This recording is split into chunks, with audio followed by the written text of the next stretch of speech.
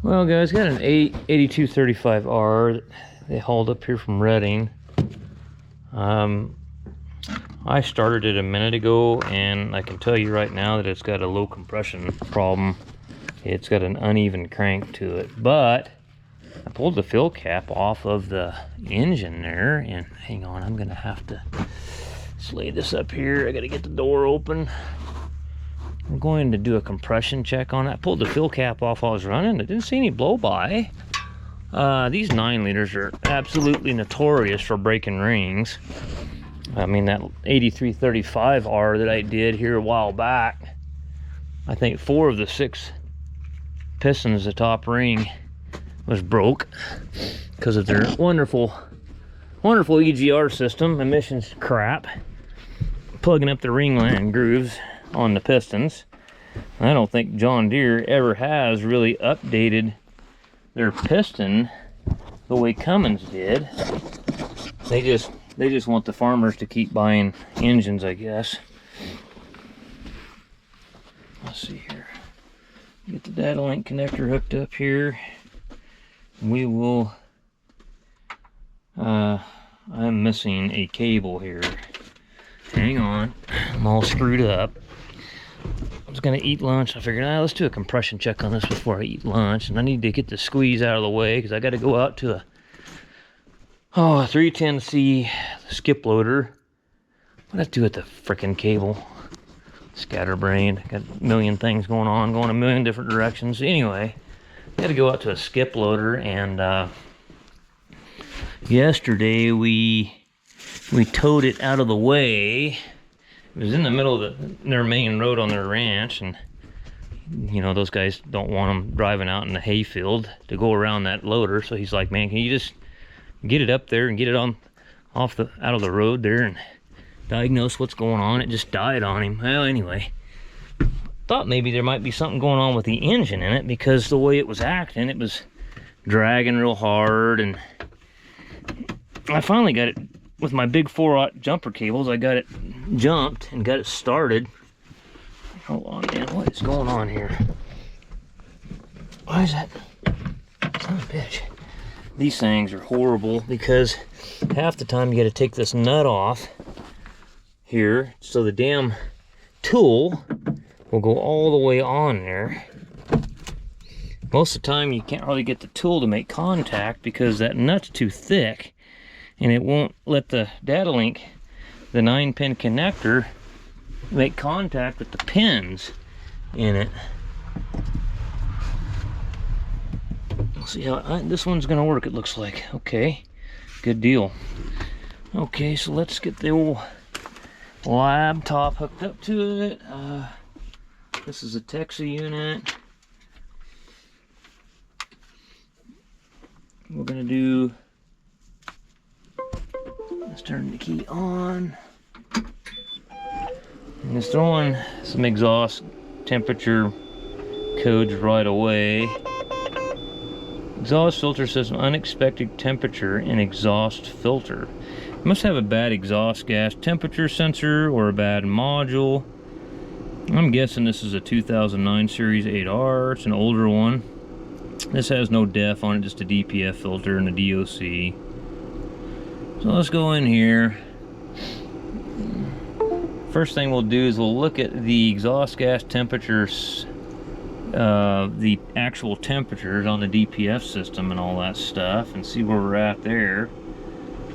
But it's got an uneven crank. There's a compression issue. There's either, with no blow by, I'm suspecting something with the valve train or the head.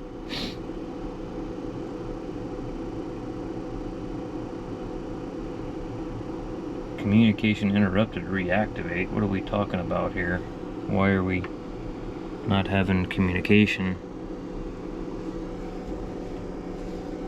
Not understanding that. What the fuck's going on here?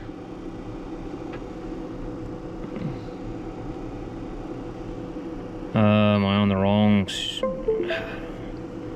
Let me go back to here and go to, we'll try the next one, I guess. Let's go to 2011 series maybe and try that one. It's a tier 4. I think I picked the wrong ones, what happened. Turn on the ignition. It is on.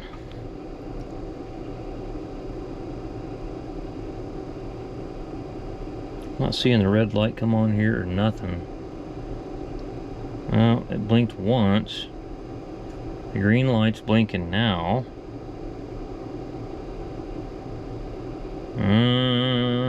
Okay. So it's on the wrong one. Okay. We've got all kinds of intake, engine, manifold, air temperature decreasing engine power, excessive amounts of combustible materials not provided during repeated DPF failures, engine misfire detected. Okay, so probably, let's go in here and look at the live data, and let's see what we've got for actual exhaust gas. Let's go to DOC inlet temperature, 93, 152. It was parked a couple hours ago. There's still going to be some heat in there. DPF outlet temperature. What's that code? Unexpected temperature in exhaust filter. Oh. So what's the DPF outlet? It's 125. DPF regeneration status.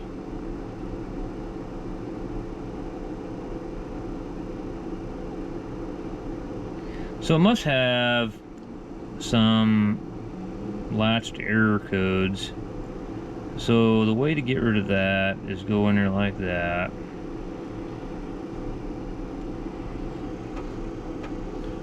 And then go like that.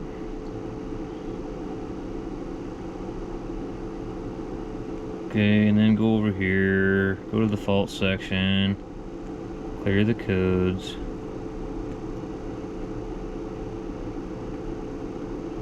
Alright. Everything turned green except for the degreasing engine power. So, let's disconnect, cycle the key, see what comes back.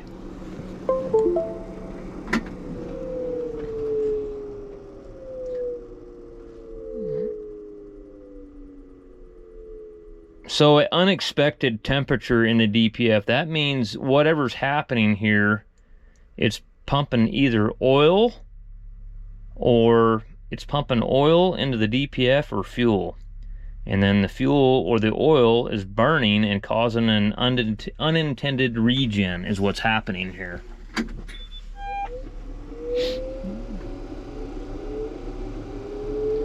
So the caution light is not flashing now, so that tells you right there that we cleared the after treatment latch error codes.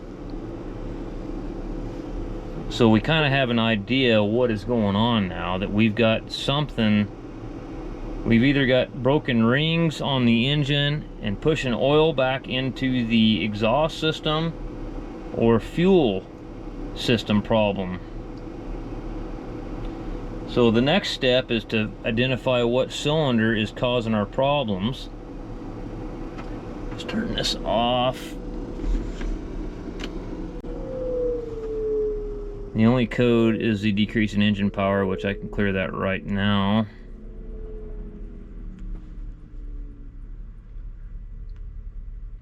Okay, so then I can go into settings, and then I can do a, wait, I need activations and test, compression test.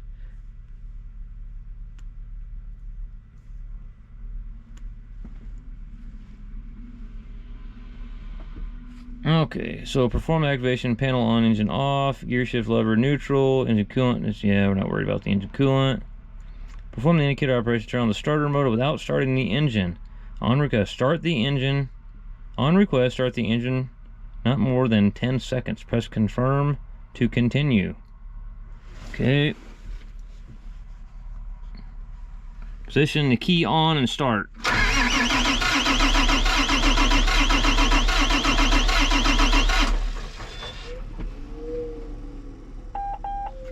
that's kind of odd. How come they're all saying 100%? Listen to the way that thing's cranking. There is no way in hell that can be correct. You hear that? You hear that uneven crank? How the hell can that pass the compression test?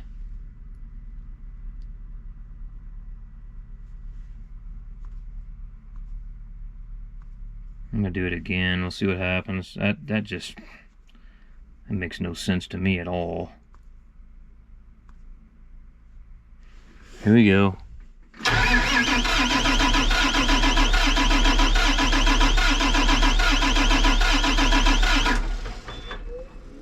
It's saying every one of them's at 100%. I'm calling bullshit on that. That's bullshit. They're never all at 100%, ever. That's not right. So what we'll do is cut them out. That's the next step.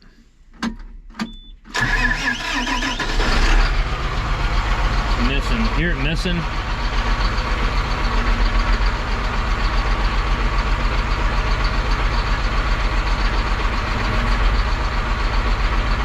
I might have to warm it up to get it to do the right thing. Let's cut out number 1. Number 1's hitting. I think number 2's hitting.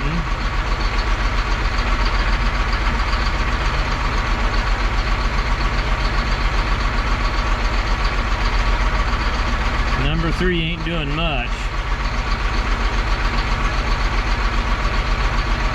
Number 4 is absolutely doing nothing.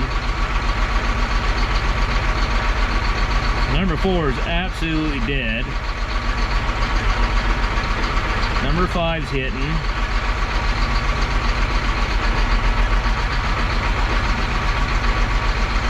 Go back to number 3.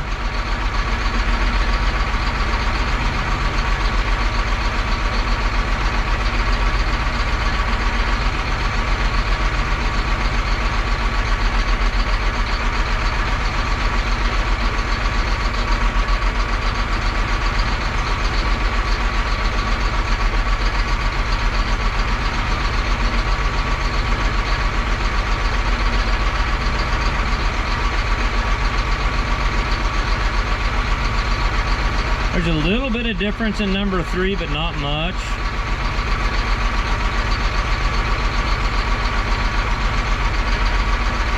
You can barely tell number 3. So we know number 3 and number 4 are pretty bad. So I don't suspect an injector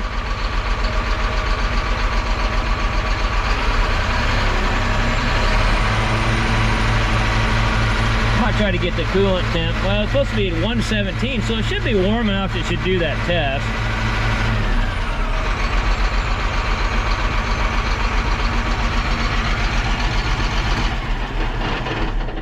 I don't understand why the relative compression test, usually it's pretty accurate.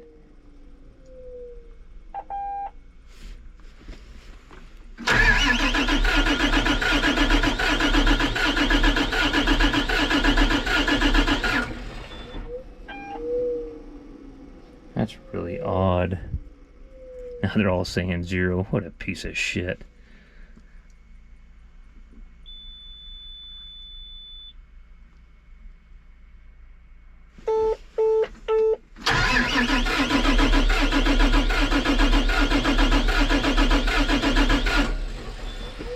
Okay, I'm gonna have to like back out of it or something and start completely over because it's being stupid.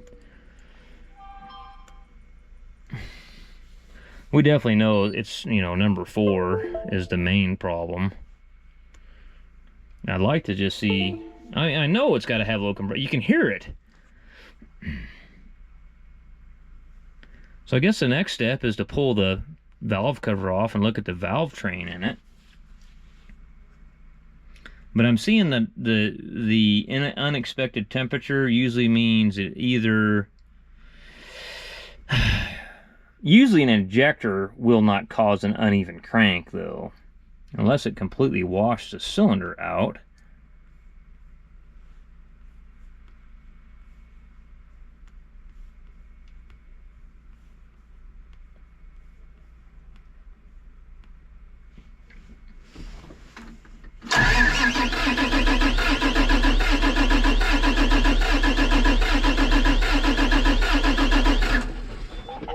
It still isn't doing this test right, though. There's no way that's right. Well, I'm not going to rely on this because it's obviously not correct. We know number 4 is not doing shit. Number 3 ain't doing much either. Is there anything on here?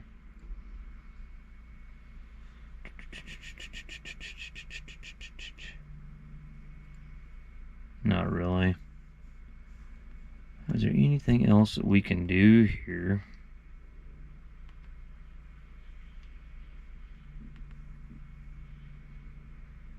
Not really.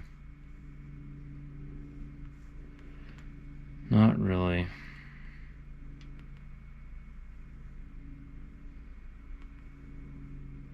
Okay, well, number 4 is the issue. That's where I'm going after first. Is numero 4. And if you've been around 9-liter John Deeres, you know what a fun time it is just to get the valve cover off. I work on a lot of John Deeres and I know them really well, but I'm gonna say something, and all you guys that bleed green, they're not very good tractors. They really aren't. I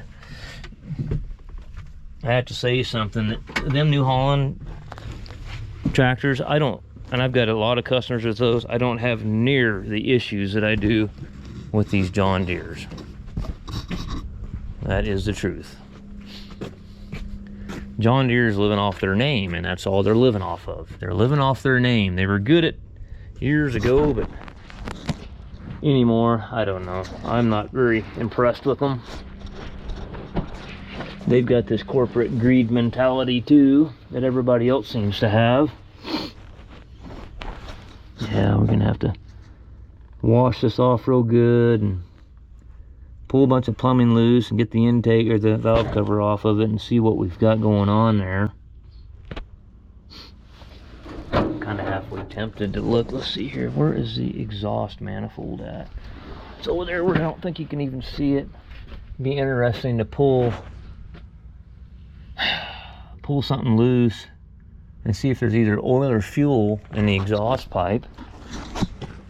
Would be kind of interesting. Let's see here. Now you can't even see the manifold. Got so much shit and screens and bullshit around it everywhere. See if we can see anything up here on the top.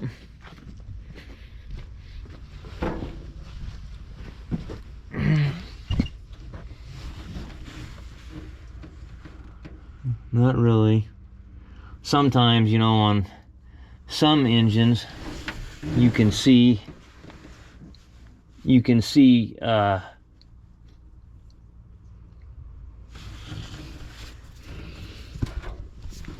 you'll see like a wet spot where the manifold's been leaking fuel or oil out of it, and you'll know that, yeah, that's my problem right there. Well, guys, I guess we'll just have to cross that bridge when we get there. We'll wash it off real good. There's a bunch of shit up there on top of it. Clean it up, and we'll have to pull a bunch of shit off there and get the valve cover off and see if we've got an obvious valve train issue.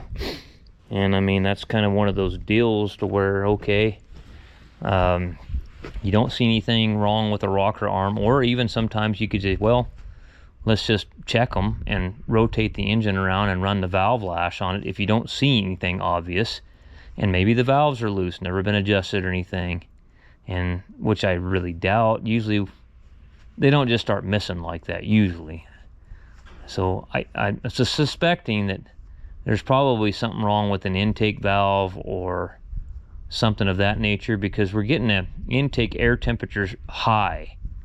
So you wonder if a valve seat broke or something, and maybe exhaust gas, or the head cracked, and you have exhaust gas going back through the exhaust side back into the intake side, you know, and giving you a high intake air temperature code or something like that. And it could be an exhaust valve. Sometimes when the exhaust valves don't operate correctly, your entire exhaust gas flow through the engine is completely affected in a bad way, to where the flow is not right, and it'll throw intake air temperature codes. When EGRs go bad, you'll have an EGR system go bad and stick open, and they'll cause intake air temperature codes, because everything's got to be right for the flow to work right. It's the way all this stuff's engineered. So I guess I'm gonna shove some food down my pie hole, and we'll go over there to that skip loader, and we'll go over there to that skip loader and do that, and then we'll come back, and I don't know, I got so many frickin' things to do. I don't know what to do next. I got an old 5410 with a 540 loader on it that I've got to find the joystick controls. I got to get on the JD Parts deal and look those up. Got to keep going on this. Here's where we're at right now on this. This fan clutch, you can't see it from this side, but look at it. The disc came apart in it because it's been sitting for so long. So I got a fan clutch rebuild kit in my pickup over there. I got to pull this fan clutch off. I started doing that. Rebuild the fan clutch so it's right. I got another junction block over there too. We're going to wire in the all those. See, I used this junction block here to wire in the pedals, so I didn't have to run two complete sets of wires to, you know, so I just used a junction block to split them. And then those wires were originally in that junction block for the lights. So I got another junction block that we're gonna screw into the wall or something over there, and we're gonna wire those lights back into another junction block. Once I get the fan clutch rebuilt, here's the list of things that needs to be done. So I just got to get the fan clutch rebuilt. I've got to get I got this kind of mocked up in here right now, the spring assembly for the support for the transmission. So I got to find some iron and weld it in there. I'm going to jack up the engine just a touch, or the back here on the pan, and preload that. Once I figure out where I want to be, I'll preload that a little bit and set it on those mounts. But I got to weld those in. I'm going to pressure wash all this really good, grease up the driveline really, really well. I've got to tidy up this stuff here and get it not hanging down, split loom some of this stuff. As you can see, I've got the oil pressure gauge and the coolant temp gauge in it. So the other problem that I'm having here is I had this Peterbilt speedo head that was a magnetic pickup style. It runs off here's the speed signal wires. But I can't find the stupid. It says that on the international diagram, it says there's a plug that's a 7800 is the number on the plug on the diagram, and it's supposedly a 2-wire plug, and I can't find that bastard anywhere. So I guess what I'll do is, if I have to, I'll find out where the speed signal is actually coming right off of the controller on the plug there and figure out which pin it's on, and then maybe go from there. I gotta have a speedometer in the damn thing. These guys drive these things up on the highways just like they're trucks, so need to get the speedo working. So that's basically it. I basically got the speedo, the fan clutch, rebuild that, and oh, the fill tube. I gotta do something with the fill tube on the transmission. And once I get those 4 or 5 different things there done, she's pretty well ready to go. She's ready to go out there and start loading some trucks. So we're getting there. So, you know, he's probably going to be I've got like 180 hours, I think, into this thing.